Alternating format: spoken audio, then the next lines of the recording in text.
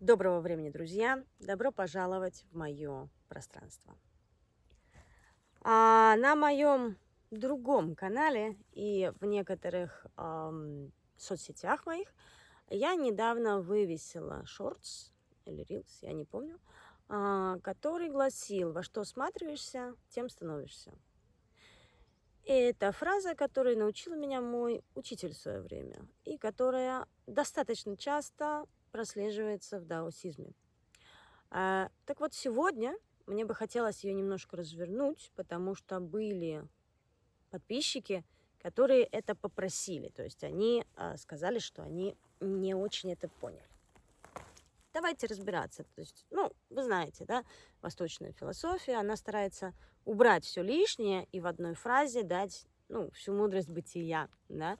И все, мы, кто пишем, мы стараемся до этого дойти, до этой чистоты и простоты, в которой ты понимаешь абсолютно все. Но иногда оно настолько просто и настолько глубоко, что интерпретации может быть много, и можно ее не услышать. Итак, синхронизация или внимание, да? Во что смотришь, тем становишься. То есть то, на что я постоянно фиксирую и обращаю свое внимание, начинает обуславливать мои эмоции, а соответственно чувства, поведение, мысли, а соответственно жизнь. Возьмем более простые примеры для того, чтобы это понять.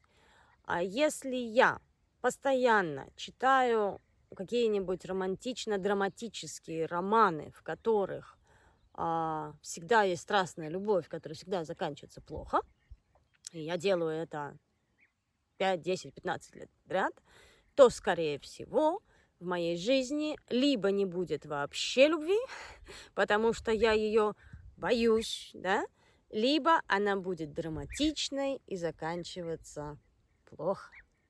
Да? Если я постоянно фиксируюсь на разговорах о болезнях, на новостях о болезнях, если я иду в поисковик и гуглю 1000 раз разные болезни, их последствия и так далее. Во-первых, скорее всего, я заработаю себе не одну из них, потому что существует такая вещь, которая называется психосоматика. А во-вторых, подумайте, какой тогда у меня мирок, да, то есть если я постоянно фиксируюсь на болезнях, я окружена болезнями, я сама себя ими окружаю, да.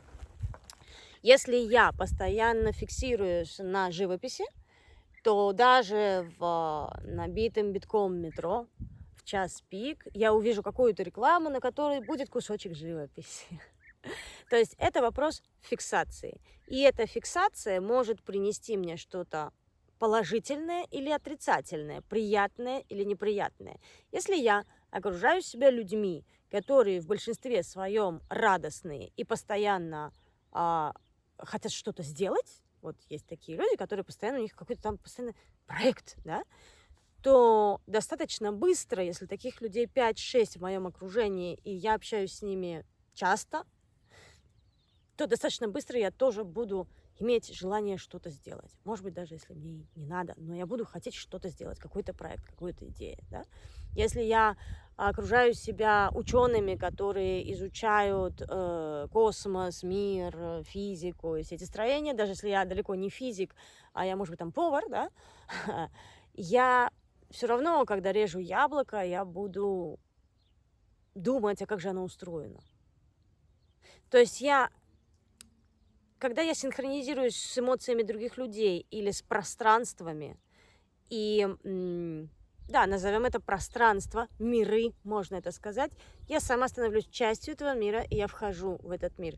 Это не значит, что если я никогда не фиксируюсь на катастрофах, со мной никакой из них не случится, но их случится гораздо меньше, потому что я их не ищу. И это не значит, что если я постоянно фиксируюсь на том, как заработать денег, у меня сразу будут деньги, потому что я фиксируюсь на самом деле не на самих деньгах, а на том, как их заработать. Вот я и буду долго искать, как же их заработать, да? Но это значит, что я свободна выбирать.